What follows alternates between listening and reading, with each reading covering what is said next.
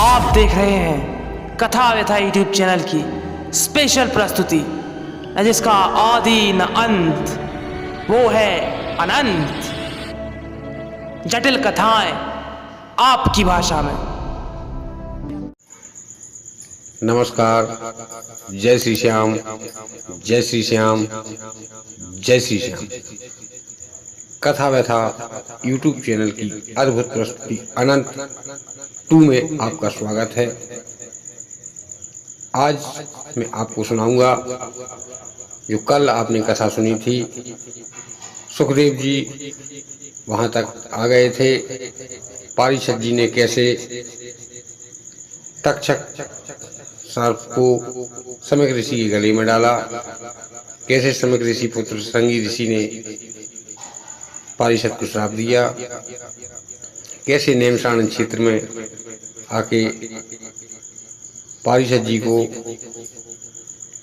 सुखदेव जी के दर्शन हुए और पारिषद जी को शंका हुई कि बालक मुझे नहीं तार पाएगा, क्योंकि यहाँ पर हजारों साल पुराने प्रखंड विद्वान बैठे हैं। जब वो नहीं हमें तार पाएंगे तो नन्हा सा बालक, 5 वर्ष का बालक, मुझे कौन कैसे तारेगा। इस पर उन्होंने नाक सुकेड़ी। कभी भी किसी कथा में शंका नहीं करना चाहिए। कभी भी जो व्यास पीठ पर बैठकर आपको कथा सुना रहा है, उस कथा के चलते में कभी भी व्यास को नहीं टोकना चाहिए। जो कोई भी आपके मन में शंका है वो आप व्यासपीठ से नीचे या पंडित जी आ जाते हैं, उनसे आप पूछ सकते हैं, शंका का समाधान कर सकते हैं। इसी कड़ी में आगे आज आप सुनेंगे कि सुखदेव जी कौन हैं, कैसे सुखदेव जी का जन्म हुआ और सुखदेव जी की जन्म कथा सुनेंगे। जय श्री श्याम, जय श्री श्याम, जय।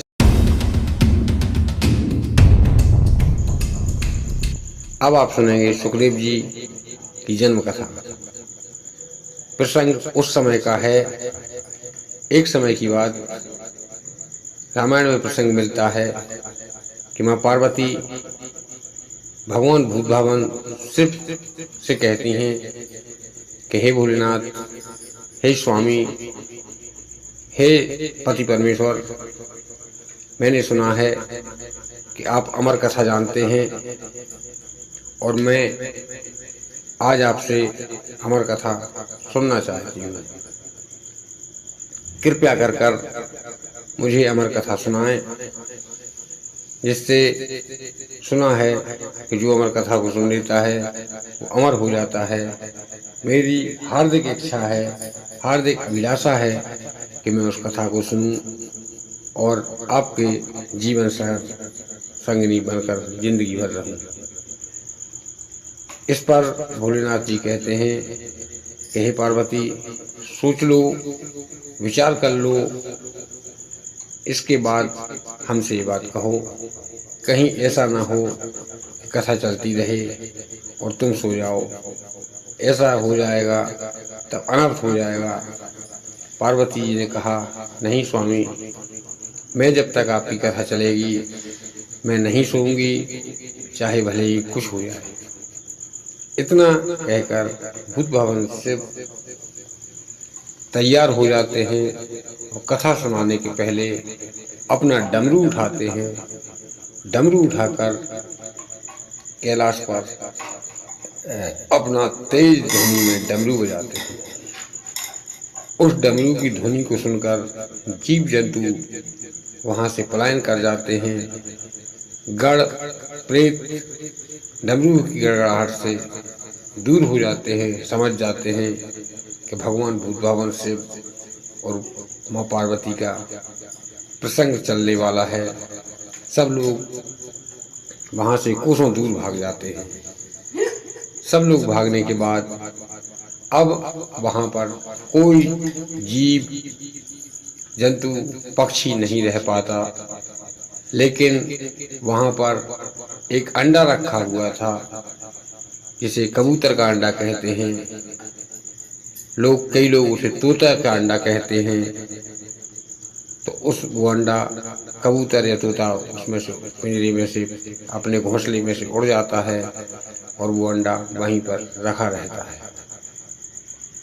अब भगवान भूत भावन शिव माँ पार्वती अपनी अर्धांगिनी से कहते हैं कि हे पार्वती, अब मैं तुम्हें कथा सुनाने जा रहा हूँ, उसे बड़े ध्यान पूर्वक सुनो, क्योंकि वो कथा मैं केवल तुम्हें एक ही बार सुनाऊंगा, दूसरी बार मैं कथा नहीं सुना पाऊंगा। इतना कहने के बाद भगवान भूत भावन शिव अपने दोनों नेत्र बंद कर मन में भगवान का ध्यान लगाकर जिन्हें वो पूछते हैं, आपने सुना होगा, कमेंट में नीचे देख सकते हैं, उसका लिंक दिया हुआ है। भगवान ब्रह्मा विष्णु महेश किसे पूछते हैं, आप उस कथा को भी सुन सकते हैं। जब भगवान भूत भावन से अपने नेत्र बंद कर और अमर कथा को सुनाना शुरू कर देते हैं, माँ पार्वती सुनते सुनते हूँ यानी कि हूँ का भरती रहती हैं और अमर कथा भगवान भूत भावन से सुनाते रहते हैं। कथा सुनते सुनते जैसे ही मध्यरात्रि का समय आता है और मध्यरात्रि में माँ पार्वती जी को नींद सताती है और माँ पार्वती नींद के आगोश में चली जाती हैं। अब भगवान भूत भावन शिव को समझ में ना आए कि क्या पार्वती सो रही हैं या जग रही हैं, तो उस अंडे के अंदर से आवाज़ आती है, जो आवाज़ आज आपने कबूतरों के मुंह से सुनी होगी। जिस प्रकार से आदमी हूँ करता है, उसी प्रकार से कबूतरों की आवाज़ होती है। वह अंडा के बीच में जो पक्षी रहता है, जो जीव रहता है, वह उस कथा को सुनता है और कथा के अंदर से ही हूँ शब्द भरता रहता है। भगवान शिव समझते हैं, क्योंकि वो तो नेत्र बंद किए हुए थे, वह समझते हैं कि पत्नी पार्वती ही हूँ का भर रही हैं। इस कथा को सुनते सुनते जब कथा समापन की ओर जाती है, कथा पूरी हो जाती है, सुबह हो जाता है, उस समय पर भगवान भूत भावन शिव अपने नेत्र खोलते हैं। इसके पहले जैसे ही कथा समापन होती है और माँ पार्वती अपने नेत्र खोल लेती हैं, भगवान भूत भावन शिव कहते हैं कि हे पार्वती, आज मैंने जगत के कल्याण के लिए और तुम्हारे उद्धार के लिए तुम्हें आज अमर कथा सुना दी है। अब बताओ अमर कथा कैसी लगी। तब माँ पार्वती कहती हैं कि हे भूत भावन शिव, हे पति परमेश्वर, मुझे कथा बहुत ही अच्छी लगी। मैं आपको बता दूं कि अमर कथा कुछ और नहीं है। अमर कथा में पूरी रामायण है, जो पार ब्रह्म के अवतार भगवान राम हैं, उन्हीं की पूरी कहानी रामायण है। जब माँ पार्वती कहती हैं कि हे भोलेनाथ, मैं आपसे एक प्रश्न करना चाहती हूँ, तब भोलेनाथ कहते हैं कि हाँ पार्वती, अब तो तुम्हारे लिए प्रश्नों की बारिश हो जाएगी हमारे ऊपर। तुम जितने प्रश्न करोगी, मैं सबका मैं पूरी कोशिश करूँगा कि तुम्हें सब प्रश्नों का जवाब दूँ और तुम्हारी शंका का समाधान करूँ। इस पर माँ पार्वती कहती हैं कि हे भूत भावन शिव, हे पति परमेश्वराय, अब आप मुझे एक बात बताइए कि जब भगवान श्री राम वन को गए, रावण ने जानकी जी का हरण कर लिया, उसके बाद क्या हुआ, आपने मुझे बताया ही नहीं। इस पर भोलेनाथ कहते हैं कि पार्वती, ऐसी कैसी बातें कर रही हो। मैंने तुम्हें एक एक शब्द, पूरी रामायण का एक एक शब्द सुनाया है और तुम कह रही हो कि माँ जानकी जी का हरण हुआ। इसके बाद क्या हुआ? अगर तुमने नहीं सुनी कथा तो तुम क्या कर रही थी? इस पर माँ कहती हैं कि हे भोलेनाथ, मैं नींद के वशीभूत होकर मैं तो सो गई थी, और जब आपने कथा समापन की उसके कुछ समय पहले ही, क्षणिक समय पहले मैं जागी हूँ। इसके बीच में क्या हुआ आप मुझे बताइए। तब भोलेनाथ कहते हैं कि पार्वती, मुझे जिसका डर था वही हो गया। कथा अगर तुमने नहीं सुनी तो हूँ का कौन भर रहा था। इस पर माँ पार्वती कहती हैं कि हूँ का तो मैंने कभी, जब से मैं सो गई थी फिर मैं कैसे हूँ का भर सकती हूँ, मैंने कुछ नहीं किया। अब आप बताइए, मुझे कुछ पता नहीं है। इस पर भोलेनाथ अपने नेत्र बंद करते हैं। जिस प्रकार से आज आप इंटरनेट और टीवी दोनों आंखें खोल के देखते हैं, भगवान का इंटरनेट जब चलता था तो भगवान नेत्र बंद करके पूरी घटना को देख लेते थे।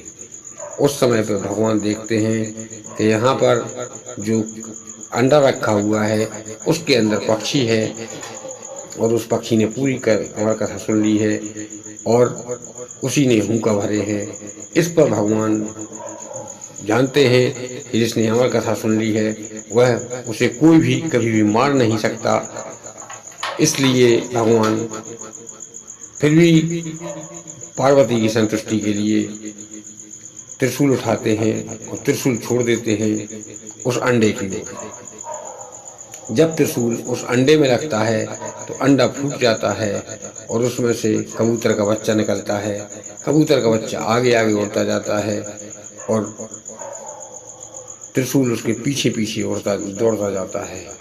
कई सालों, कई युगों के बाद जब वह अंडा, उस पक्षी को वह त्रिशूल कुछ नहीं बिगाड़ पाता है, क्योंकि वो तो अमर हो चुका था। और अमर हुए व्यक्ति को जो भोलेनाथ के मुँह से अमर कथा सुन ले और वो अमर हो जाए, उस व्यक्ति को भला कोई संसार में कोई जीव नहीं है, कोई शक्ति नहीं है जो उसे मार दे। इस पर अब आ जाइए आप यहाँ पर जब वेद व्यास की पत्नी अपने केश सुखा रही थी, आश्रम में कुटिया बनी हुई थी, कुटी के ऊपर छत बनी हुई थी, छोटी सी पत्थरों की कुटी थी, उसके ऊपर छत बनी हुई थी और उस छत पर वेद व्यास की पत्नी अपने केश सुखा रही थी। जैसे ही केश सुखा रही थी उन्होंने जमाई ली, और जमाई जैसे ही उन्होंने ली तब वह पक्षी ने भोलेनाथ का नाम लिया, ओम नमः शिवाय मंत्र का जाप किया और सूक्ष्म रूप बनाकर उनके पेट के अंदर चला गया। जब वह पेट के अंदर पहुंचा, इसका पता वेद व्यास की पत्नी को नहीं चला, क्योंकि इतना सूक्ष्म रूप था कि वह पेट के अंदर चला गया। और पेट के अंदर जब पहुंचा तब त्रिशूल ने देखा कि मैं तो एक के लिए मारने के लिए आया था, अब मैं दो को कैसे मार सकता हूँ। जिसने हमारी कथा सुन ली है वह कभी मर ही नहीं सकता। इस पर वह त्रिशूल वापस भोलेनाथ के पास लौट जाता है। भोलेनाथ पूरी बात समझ जाते हैं, त्रिशूल अपने यथास्थान सुरक्षित खड़ा कर देते हैं। इसके बाद अब वह सूक्ष्म जीव गर्भ के अंदर बैठकर भगवान भोलेनाथ की तपस्या करता है, ओम नमः शिवाय मंत्र का जाप करता है, क्योंकि उसे ओम नमः शिवाय मंत्र के अलावा और कोई मंत्र जाप नहीं आता था।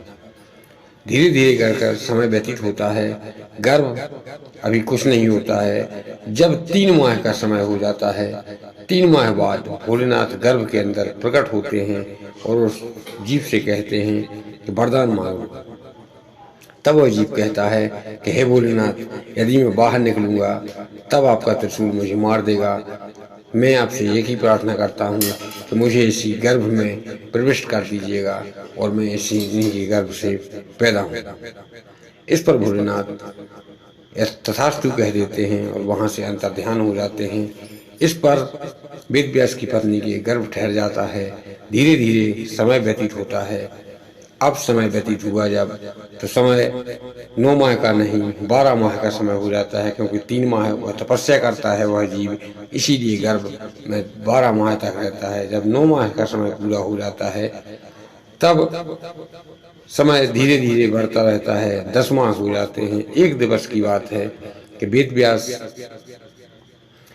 अपनी पत्नी की पीड़ा को समझ जाते हैं और अथाह पीड़ा होती है। दासियां आती हैं, पहले ज़माने में अस्पताल नहीं थे, दाइयाँ आती थीं काम प्रसव करवाने के लिए, वो आती हैं, प्रसव नहीं होता है, तब वेद व्यास अपने नेत्र बंद कर अपनी पत्नी के गर्भ में, उस गर्भ में पल रहे शिशु से बात करते हैं कि हे, मैं जानता हूँ कि कोई दुष्ट नीच तो मेरी पत्नी के गर्भ में आ नहीं सकता है, हो तो तुम कोई धर्मात्मा जीव ही होगे, लेकिन मुझे ये बताओ कि तुम इतना समय हो चुका है और अपनी माँ को पीड़ा क्यों दे रहे हो।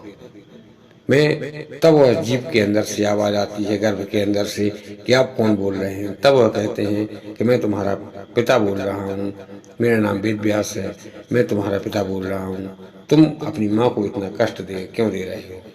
तब वह बालक हंसता है गर्भ के अंदर से और कहता है, कौन पिता, कैसा पिता, आप नेत्र बंद कर जानकारी कर लीजिएगा कि इस धरती पर जब से धरती रची गई है, जब से कितनी बार, हजारों बार मैं आपका पिता हो चुका हूँ और हजारों बार आप मेरे पुत्र हो चुके हैं और हजारों वर्ष में आपका पुत्र हो चुका हूँ। अब बताइए कौन पिता और कौन पुत्र। आप परेशान मत होइए, मैं अपनी माँ को कतई परेशान नहीं कर रहा हूँ, जब समय होगा तो मैं आराम से बाहर निकल आऊंगा। इस पर वेद व्यास जी चुप हो जाते हैं, कुछ नहीं कहते। धीरे धीरे समय व्यतीत होता है। जब गर्भ 12 माह का होता है, तब वेद व्यास की पत्नी की अथाह पीड़ा होने लगती है। दाइयाँ अंदर जाती हैं। रात्रि के समय, लगभग सुबह ब्रह्म मुहूर्त का समय था, उस समय पर वेद व्यास जी के पुत्र का जन्म होता है।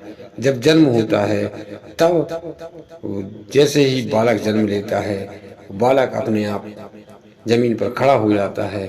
इस पर जो दाइयाँ होती हैं, जो प्रसव करवाने वाली औरतें होती हैं, वह सब इस क्रिया को देखकर बेहोश हो जाती हैं।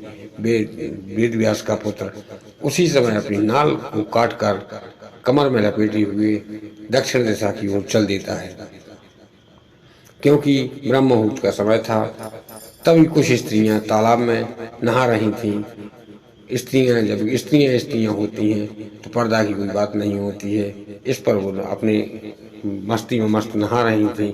वह पुत्र निकला किनारे से, तालाब के किनारे से निकला और स्त्रियों ने देखा और कामना की कि काश ऐसा पुत्र मुझे भी मिले। कितना अच्छा पुत्र चला जा रहा है और इतना नन्हा बालक चल कैसे सकता है। यह तो कोई चमत्कार है जो भगवान ने हमें, साक्षात ईश्वर ने के दर्शन हुए हैं। इतना विचार करते हुए वो बालक वहां से चला जाता है। कुछ दूरी पर दक्षिण दिशा में जाकर एक पीपल के पेड़ के नीचे बैठकर अपने ओम नमः शिवाय मंत्र का जाप करने लगता है। कुछ समय बाद, लगभग पौ फटने पर, सुबह होने पर दासियों की नींद खुलती है। जब नींद खुलती है, तब वह चिल्लाती हैं कि पुत्र कहाँ गया, पुत्र कहाँ गया। वेद व्यास बाहर अंदर आते हैं। दासियां बाहर आती हैं, दाइयाँ, और कहती हैं कि आपका पुत्र हुआ और पैदा होते ही हुआ खड़ा हो गया, जिसे हम सभी ने देखा और हम सभी लोग ऐसा अचंभव चमत्कार देखकर बेहोश हो गए और वहीं पर पड़े रहे।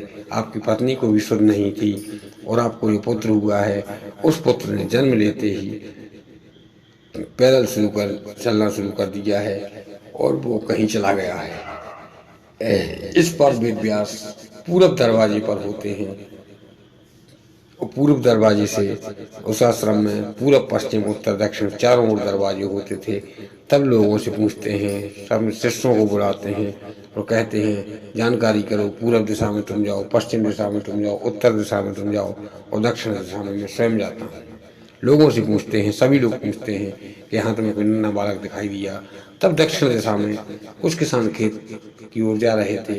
उन्होंने कहा, हाँ गुरु जी, मुझे एक बालक दिखाई दिया जो इस तालाब की ओर चला गया है। उस तालाब पर व्यास जी पहुँचते हैं। जब वहाँ पहुँचते हैं, तब स्त्रियाँ पर्दा कर लेती हैं। तब व्यास जी उन स्त्रियों से पूछते हैं कि अभी कोई बालक यहाँ से जाता हुआ तुमने देखा। तब वह कहती हैं कि हाँ गुरु जी, यहाँ से बालक जा रहा था। तब गुरु जी कहते हैं, व्यास जी कहते हैं कि आप लोगों ने उससे पर्दा की। तब उन्होंने कहा कि माँ पुत्र के बीच में कैसी पर्दा, और जब आप आए हैं आप हमारे पिता के समान हैं, पिता पुत्री में पर्दा होती है, इसीलिए मैंने पर्दा की। अब व्यास जी कहते हैं कि अब बताओ कि वो बालक किस तरफ गया है। इस पर स्त्रियाँ कहती हैं वह बालक दक्षिण दिशा की ओर गया है। दक्षिण दिशा में कुछ दूरी पर जाने के बाद वहाँ एक पीपल का पेड़ रहता है। उस पेड़ के नीचे बालक बैठकर ओम नमः शिवाय मंत्र का जाप करता है। तब व्यास जी पहुँचते हैं और कहते हैं, हे पुत्र चलिए, आप अपने घर चलिए। तब वह पुत्र फिर वही जवाब देता है कि आपने मुझे पहचाना नहीं, मैंने आपसे गर्भ के अंदर जो बात कही थी वो मैं आज फिर कह रहा हूँ कि आप कितनी बार मेरे पिता बन चुके हैं और कितनी बार मैं आपका पुत्र बन चुका हूँ, मैं आपसे पिता पुत्र का रिश्ता नहीं बना सकता हूँ। तब व्यास जी सोचते, मन में विचार करते हैं। क्षणिक समय में बहुत समझदार होने के कारण क्षणिक समय में विचार करने के बाद वह कहते हैं कि अच्छा बालक ये बताओ, तुमने इस जन्म में जब से तुमने जन्म लिया है अपना कोई गुरु बनाया है? तब वह बालक कहता है कि मैं झूठ नहीं बोलता, मैंने कोई भी गुरु नहीं बनाया है। तब व्यास जी कहते हैं कि ठीक है, तब मैं तुम्हें अपना शिष्य बनाता हूँ और मैं तुम्हें गुरु मंत्र देता हूँ। बालक गुरु मंत्र लेता है, व्यास जी उसके गुरु बन जाते हैं। गुरु बनने के बाद गुरु जी कहते हैं कि हे शिष्य, अब मैं तुम्हें आदेश देता हूँ कि तुम हमारे आश्रम में चलो और अपने गुरु माता से मिलो।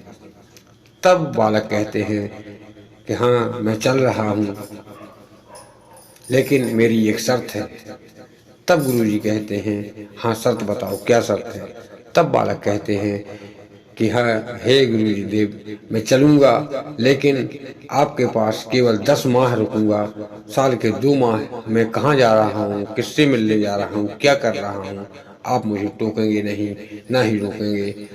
अगर मंजूर है तो आप बताइए, नहीं मंजूर है तब आप बताइए।